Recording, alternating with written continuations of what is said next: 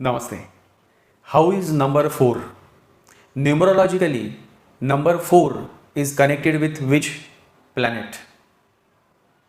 For many people, the number 13 or number 4 is not suitable. But for many people, the number 4 or number 13 is extremely suitable and very lucky also. So, how all this works is what I have explained in this podcast so that you understand the significance of number 4 and whether it suits you or not. And as always, in this podcast, there is also a beautiful Sufi story. Always remember, never discriminate anybody on the basis of religion. As Mahatma Gandhi used to say, that God has no religion. And there is a beautiful story for this, but I'll share that story someday later. But now, let us begin with this podcast and understand the significance of number 4. So let's begin.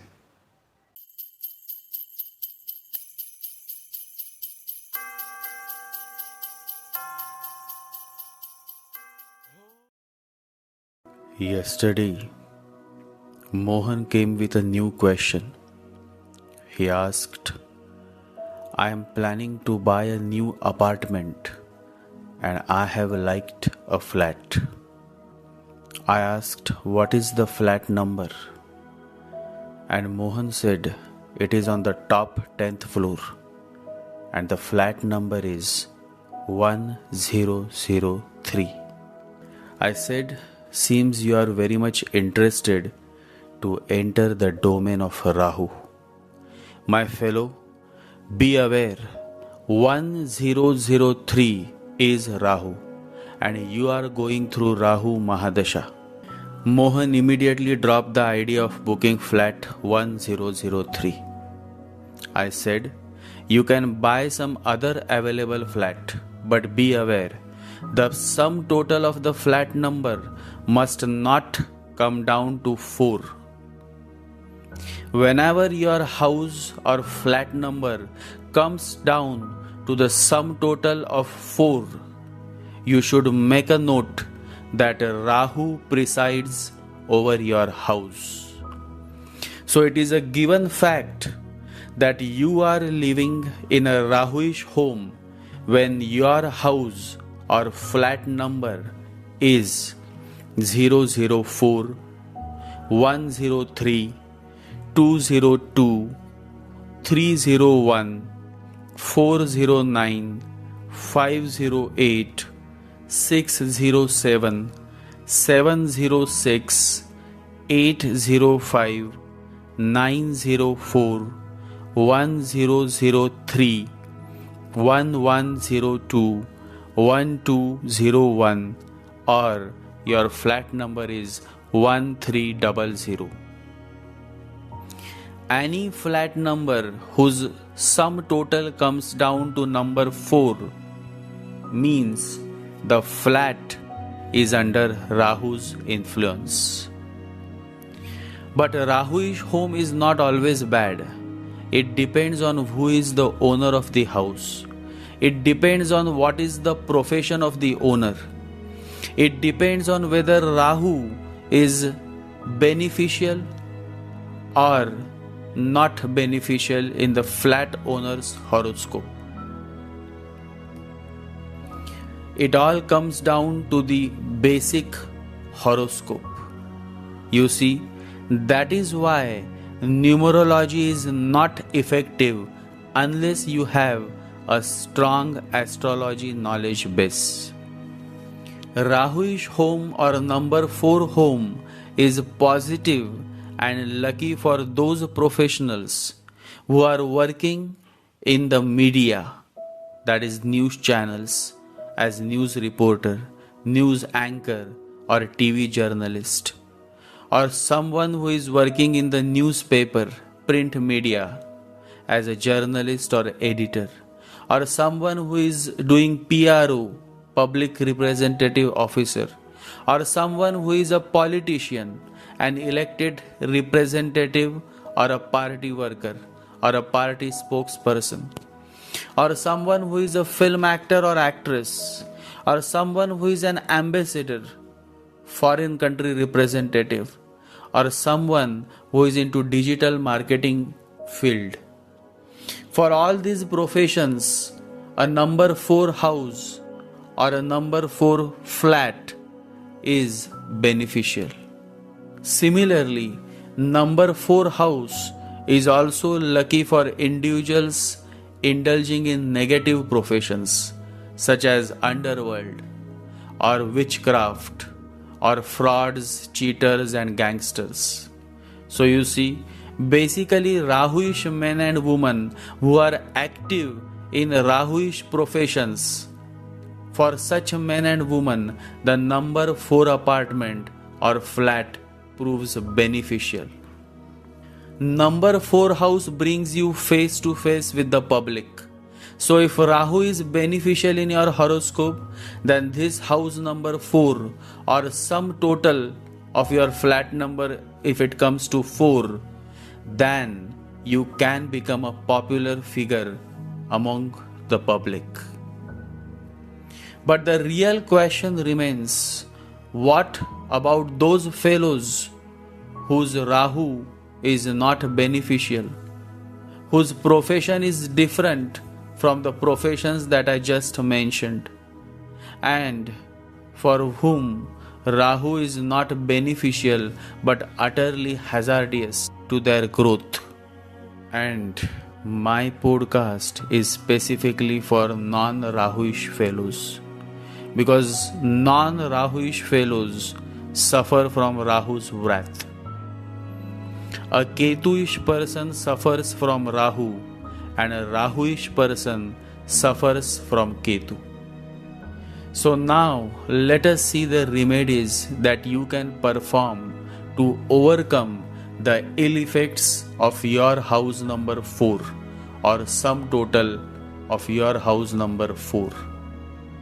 When your house has number 4 or the sum total of your flat number is coming down to number 4 and Rahu is not beneficial in your horoscope, rather Rahu is the pain in your life, then you should do the following remedies. You should stick or paste a big size Panchmukhi Hanuman picture on your main door from outside. The second remedy is start doing Loban in your house every evening between 6:30 p.m. to 7:30 p.m.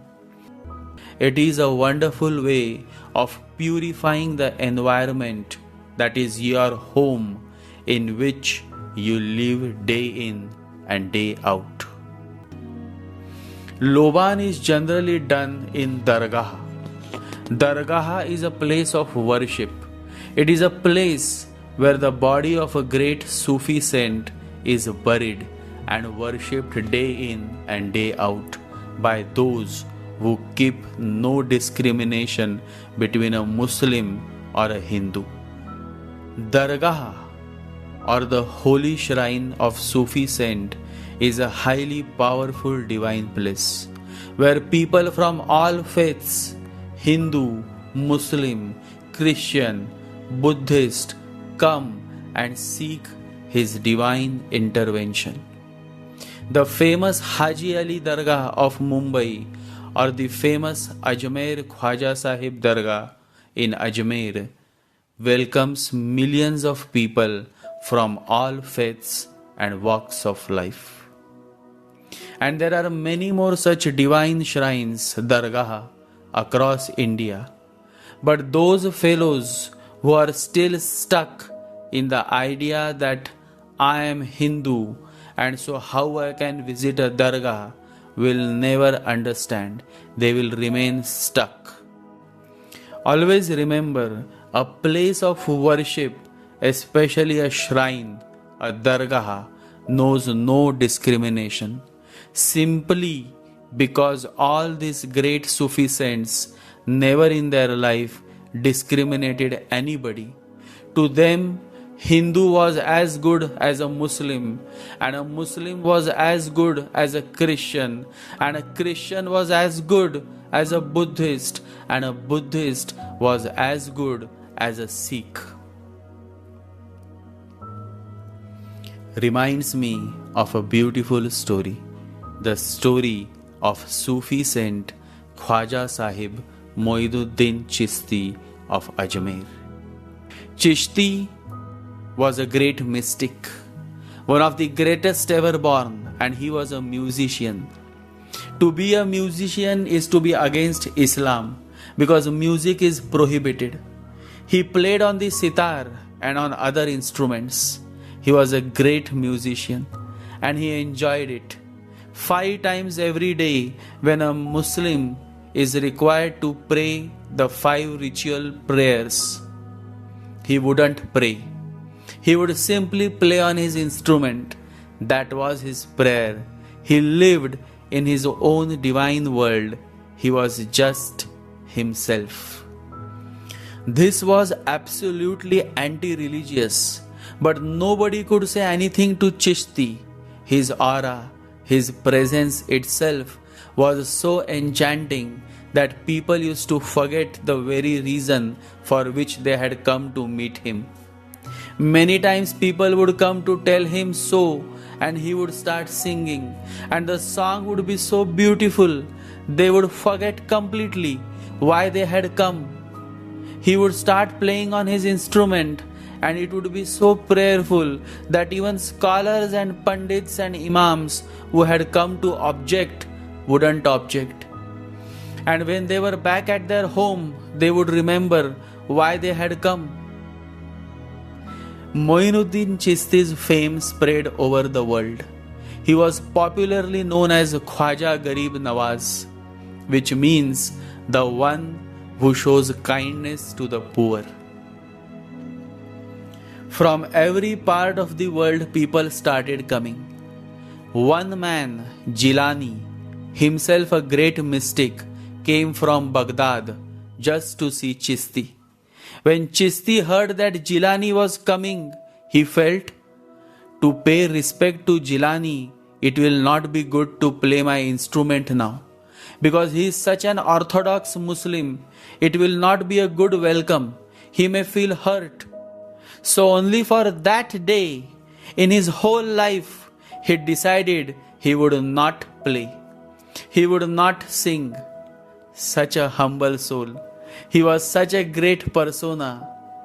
For the sake of giving respect, the greatest Sufi saint of all time, Moinuddin Chishti decided to not to play his instruments for the whole day. Seldom we see a senior taking so much care and showing so much respect for a junior.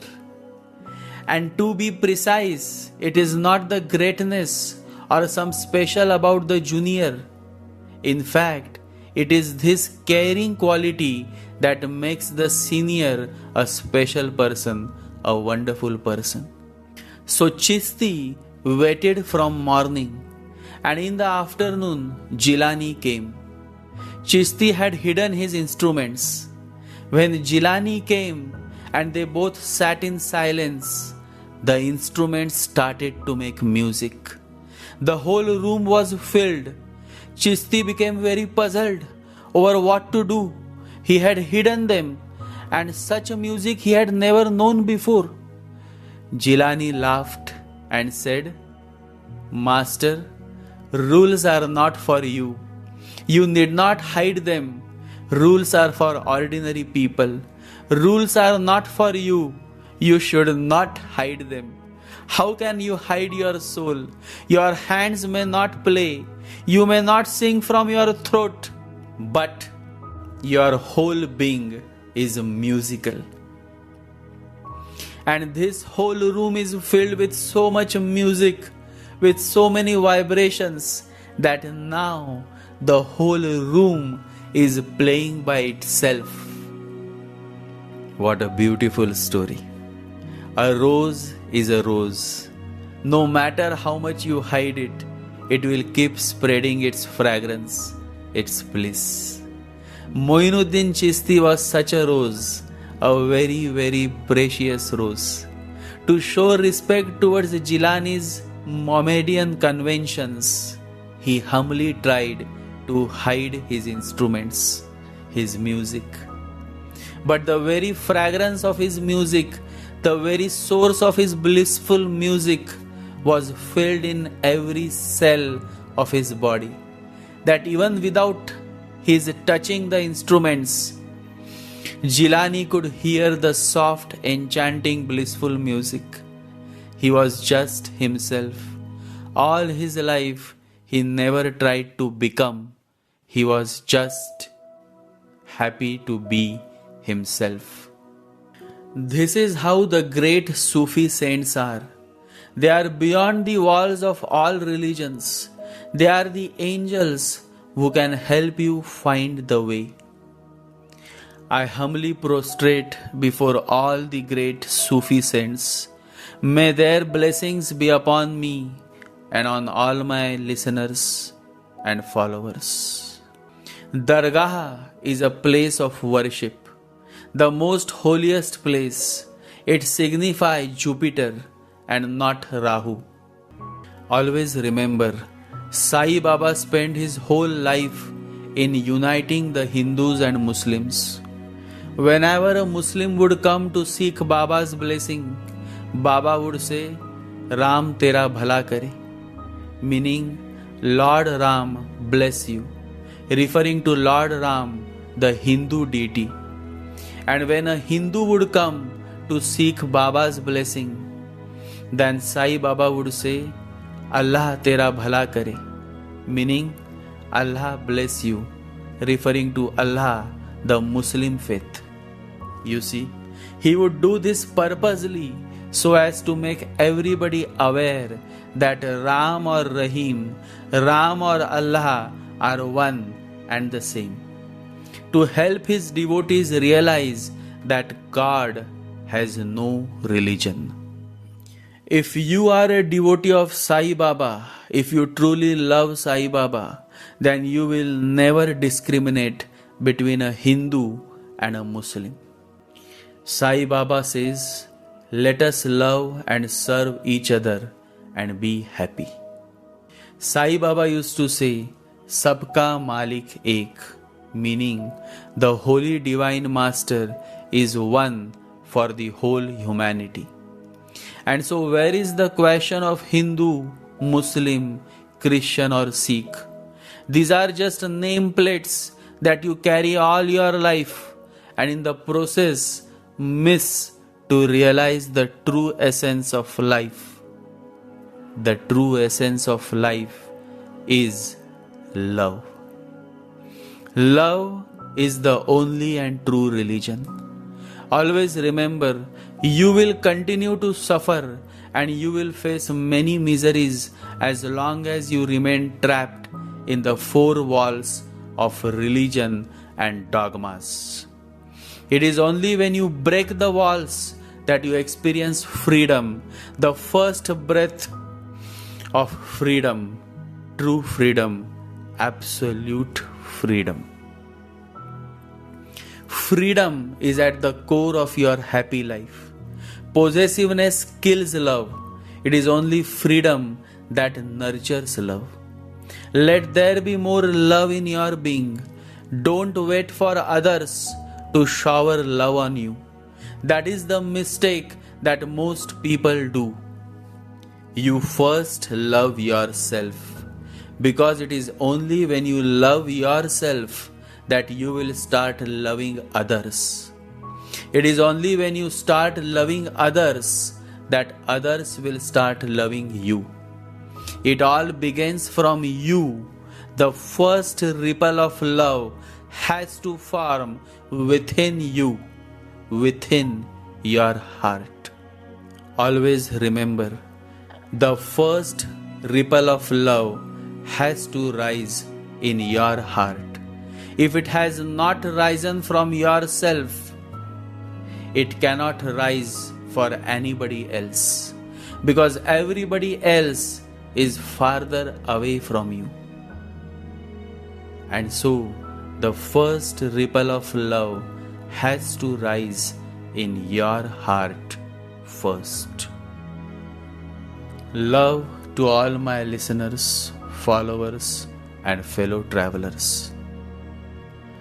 Always remember, if you can find peace within you, if you can find love within your being, then you don't have to go anywhere. God will come in search of you to find peace, to find love within. You have to start meditating. You have to start chanting the holy name of the Lord. You have to start chanting the holy mantra. Sri Ram, Jai Ram, Jai Jai Ram. Meditate every day, and when you meditate, remember, you are not alone. God is with you, and God is watching you. Jai Sri Ganesha, Jai Guru.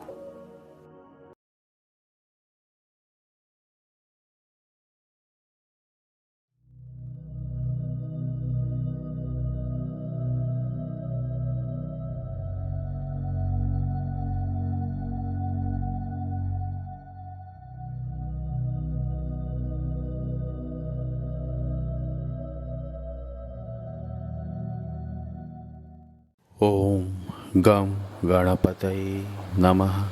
Om Gam Ganapataye Namaha. Om Gam Ganapataye Namaha.